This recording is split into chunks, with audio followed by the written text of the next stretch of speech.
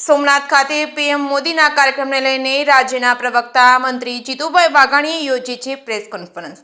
સોમનાથ ખાતે તારીખ 8 થી 10 દિવસ સાંસ્કૃતિક કાર્યક્રમ યોજાયા હતા। તારીખ 11ના મોદીના વડપણ હેઠળ શૌર્ય યાત્રા બાદ જંગી જનસભા યોજાઈ હતી। સોમનાથ ખાતે 2500 થી વધુ ઋષિકુમારો સતત 72 કલાક ઓમ નમઃ શિવાયના જાપ કરશે। 1000 શંખના નાદ કરવામાં આવશે। 3000 ડ્રોનનો અદ્ભુત શો યોજાશે। 4 જિલ્લામાંથી ખાસ ટ્રેન મારફતે શ્રદ્ધાળુઓ સોમનાથ આવશે। શંખ સર્કલથી સોમનાથ મંદિર સુધી ભવ્ય શૌર્ય યાત્રામાં 108 અશ્વો પણ સામેલ કરાશે। જે કે સિંહ ગુજરાતી સાથે મહેશ વાજા, સોમનાથ। श्री अर्जुनभाई, माननीय डॉक्टर प्रद्युमनभाई वाजा, श्री कौशिकभाई, प्रदेशना उपाध्यक्ष અને આજ વિસ્તારના લોકપ્રિય સાંસદ ભાઈ શ્રી રાજેશભાઈ, આપને સૌને જણાવતા આનંદ થાય છે કે અતૂટ શ્રદ્ધાના 1000 વર્ષ, 72 કલાક અખંડ ઓમકાર સોમનાથ સ્વાભિમાન પર્વ ની ઉજવણી એ માનનીય મોદી સાહેબના એક વિઝનરી વિચારના કારણે સંભવ બન્યું છે। 8, 9, 10 અને 11 ખૂબ મોટું સોમનાથ પર્વની ઉજવણી માનનીય મોદી સાહેબના વડપણની ભારત સરકાર અને એમના માર્ગદર્શન નીચે સમગ્ર ભારત વર્ષ એ ઉજવણી કરવાનું છે। ખાસ કરીને સોમનાથ મહાદેવ આપણા ગુજરાતમાં છે, ત્યારે સોમનાથનો ભવ્ય અને દિવ્ય ઇતિહાસ એ પણ રહ્યો છે, સંઘર્ષનો પણ ઇતિહાસ રહ્યો છે। મને જણાવતા આનંદ થાય છે કે સમગ્ર કાર્યક્રમ એ 1026માં સૌ પહેલી ચડાઈ એ મોહમ્મદ ગઝનીએ આપણા સોમનાથ મહાદેવ ઉપર, કારણ કે આપણા સોમનાથ દાદા એ આસ્થા અને શ્રદ્ધાનું પ્રતીક તો છે જ, પણ ધનાઢ્યનું પ્રતીક। આપ સૌ ઇતિહાસ જાણો છો, વિશેષ નથી કહેવું। અનેક વાર પ્રયાસો કર્યા, પણ દાદાની કૃપા હોય અને એમાં શૌર્યતાના પ્રતીક રૂપે અનેક લોકોએ શૌર્ય બતાવીને એ પોતાના જાન પણ નોછાવર કર્યા છે, જીવ ઉપર આવી ગયા। દાદા એમને નિમિત્ત બનાવ્યા। અમને એવું લાગે છે કે મોદી સાહેબને જ આવો વિચાર, કારણ કે આપણે જાણીએ છીએ કે આ પર્વે 100 વર્ષ થયા હશે, 200 થયા હશે, 500 થયા હશે, પણ મોદી સાહેબ વડાપ્રધાન બન્યા અને એમને જે વિચાર આવ્યા એ વિચાર તરીકે આપણે અયોધ્યાને લઈ શકીએ, આપણે મહાકાળી માતાના મંદિરને લઈ શકીએ, આપણે કાશી વિશ્વનાથને લઈ શકીએ, આપણે મહાકાલેશ્વરને લઈ શકીએ, આપણે દ્વારકાને અંબાજીને લઈ શકીએ। આપણે જાણીએ છીએ કે મોદી સાહેબે જે પ્રકારે આપણા આસ્થા અને ધર્મના શ્રદ્ધાના કેન્દ્રો છે એમાં અનેક પ્રકારના ભગવાને નિમિત્ત બનાવ્યા, માતાજી નિમિત્ત બનાવ્યા, અને આપણે સૌ આજે ગૌરવ અનુભવીએ કે નવી પેઢી પણ આસ્થા અને શ્રદ્ધાના કેન્દ્રમાં જોડાય। માનનીય મોદી સાહેબ આ પર્વની ઉજવણીમાં આપણી સાથે જોડાવાના છે। 10મી તારીખે લગભગ 5.5 કલાકે માનનીય મોદી સાહેબ હેલિકોપ્ટર દ્વારા ભગવાન સોમનાથના દર્શને પધારવાના છે। આપણા માટે ખુશીની વાત છે। માનનીય મુખ્યમંત્રી ભૂપેન્દ્રભાઈના નેતૃત્વમાં ભાઈ હર્ષભાઈના માર્ગદર્શન નીચે સમગ્ર કાર્યક્રમ વહીવટી તંત્ર એ કરી રહ્યો છે। માનનીય મોદી સાહેબ પીએમઓનું પણ માર્ગદર્શન સતત મળતું રહ્યું છે। અમારા સૌ સાથીઓ આદરણીય અર્જુનભાઈ, પ્રદ્યુમનભાઈ, કૌશિકભાઈ, ત્રણેય મંત્રીશ્રીઓ માનનીય હર્ષભાઈ 2 દિવસ પહેલા આવીને ગયા છે।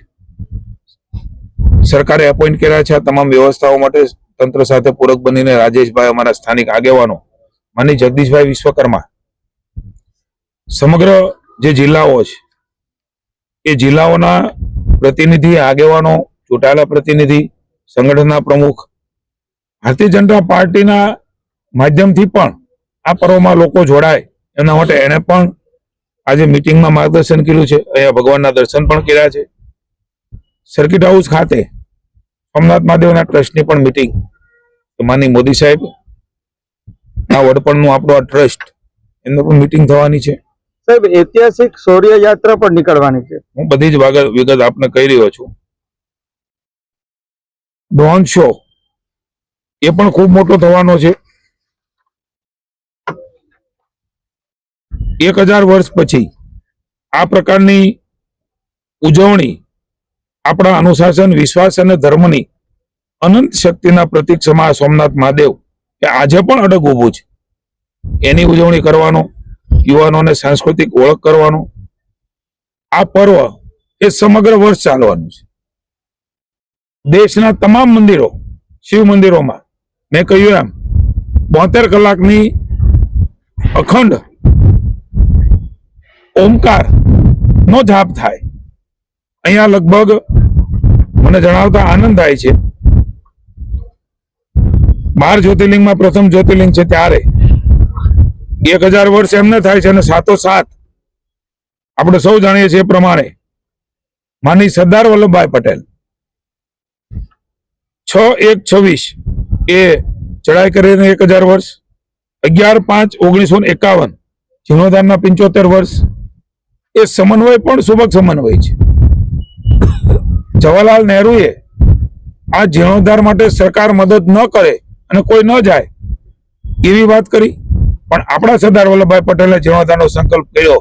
જોડી ફેલાવીને એક પ્રકારે ભીખ માગીને આપણા સોમનાથ દાદાનો જીર્ણોદ્ધાર કરાવ્યો. આજે મોદી સાહેબના નેતૃત્વની અંદર એનો વિકાસ થઈ રહ્યો છે. ત્યારે આ સોમનાથની ગાથા આક્રમણ અને વિનાશ દ્વારા નહીં પણ અડગ ધાર્મિક શ્રદ્ધા અને સંસ્કૃતિને ઉજાગર કરે છે. સોમનાથ મંદિર આજે વિશ્વમાં ભારતની સાંસ્કૃતિક ઓળખ, ધાર્મિક આધ્યાત્મિકતા, પરંપરા અને આત્મવિશ્વાસનો પર્યાય બન્યો છે. ત્યારે પહેલું જ્યોતિર્લિંગ આપણા સૌ માટે મને કહેતા આનંદ થાય છે કે 8, 9, 10 શિવ ભક્તિ ભજન અને લોક ડાયરાનું આયોજન પણ થયું છે. 3000 ડ્રોનનો શો એ પણ યોજાવાનો છે. 1000 આર્ટિસ્ટ, 512 અને 500 અંદર શંખનાદ થવાનો છે. 2500 જેટલા ઋષિકુમારો, બ્રહ્મદેવતાઓ દ્વારા મંત્રોચ્ચાર થવાનો છે. અંદર પંડાલમાં એટલે કે મંદિરની અંદર અને બહાર 4 ટ્રેનો મંદિરની અંદર એ આપણા સૌ ઋષિકુમારો રહેશે. એ મંત્રોનો જાપ ઓમકારનો કરાવશે. બહાર જે આપણા દર્શનાર્થીઓ છે 4 ટ્રેનો રોજ આવવાની છે. 8, 9 અને 10 રાજકોટથી એક ટ્રેન, અમદાવાદથી એક ટ્રેન, સુરતથી એક ટ્રેન અને વડોદરાથી એક ટ્રેન. હું વિનંતી કરું છું રાજ્યના સૌ લોકોને આપણે પણ આ ટ્રેનમાં જોડાઈએ, સ્વયં આપણા વાહનો લઈને આવીએ, કારણ કે આવો પર્વ એ આપણા ભાગશાળી છે કે આપણા સમયની અંદર કે આપણે સમાજની અંદર જીવી છીએ એવા વખતે ઉજવાઈ રહ્યો છે. અદ્ભુત પ્રકારના વ્યવસ્થાઓ બની છે અને એમાં આપ સૌને સાધુ સંતો પણ જોડાવાના છે. આ ઉત્સવ 3 દિવસ રહેવાનો છે.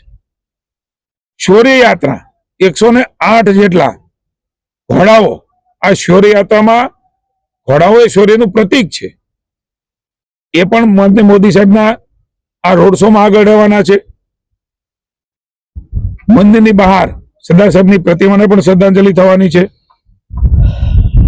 જે લોકો ટ્રેન દ્વારા આવી રહ્યા છે એમને ફ્રેશ થવાની તમામ વ્યવસ્થાઓ અને એ તમામ લોકોએ આપણા મંત્રોચ્ચારમાં ઓમકાર જાપમાં જોડાવાના છે.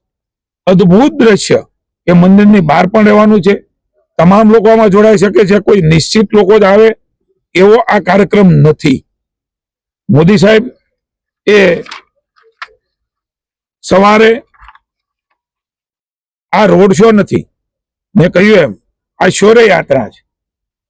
અનેક લોકોને આવકારવા માટે થનગની રહ્યા છે.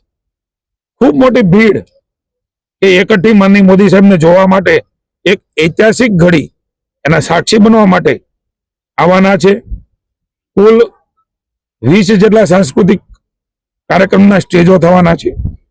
32 બ્લોક અમે ક્લસ્ટર બનાવ્યા છે 150 મીટરના, જેના કારણે લોકો આવતા હોય એમને મુશ્કેલી ન પડે અને વ્યવસ્થા સરસ મજાની બને. હમીરજી સર્કલ ખાતે આ શૌર્ય યાત્રા એ સમાપ્ત થશે અને શંખ સર્કલ છે ત્યાંથી શરૂ થવાની છે. આ તમામ યાત્રા અદ્ભુત રહેવાની છે. સાધુ સંતો પણ એક જે પ્રકારે આપણી ભવનાથમાં રવેડી થાય છે એ પ્રકારની રવેડી પણ સંતો પણ ખૂબ આનંદમાં અને ઉત્સાહમાં, કારણ કે એમનું મૂળ કામ કે મોદી સાહેબ સમગ્ર ભારત વર્ષમાં આગળ લઈ રહ્યા છે ત્યારે એ પણ થવાનું છે. અભિવાદન ઝીલવા માટે હજારોની સંખ્યામાં એ લોકો જોડાવાના છે. માનનીય મોદી સાહેબ ત્યાં દર્શન કરીને, સરદાર સાહેબને પુષ્પાંજલિ કરીને સમગ્ર વિશ્વના ભારતની અંદર એક સંદેશ આપણો ગૌરવવંતો શૌર્યનો ને સંઘર્ષનો, આપણી આસ્થાના અતૂટ આસ્થાના 1000 વર્ષ થવા જઈ રહ્યા છે ત્યારે સમગ્ર વિશ્વની અંદર આ મેસેજ એના માટે ખૂબ મોટી એક સભા એ પણ આપ જાણો છો એ પ્રકારે રાખવામાં આવી છે. સૌરાષ્ટ્રના ખૂબ બધા જિલ્લાઓમાંથી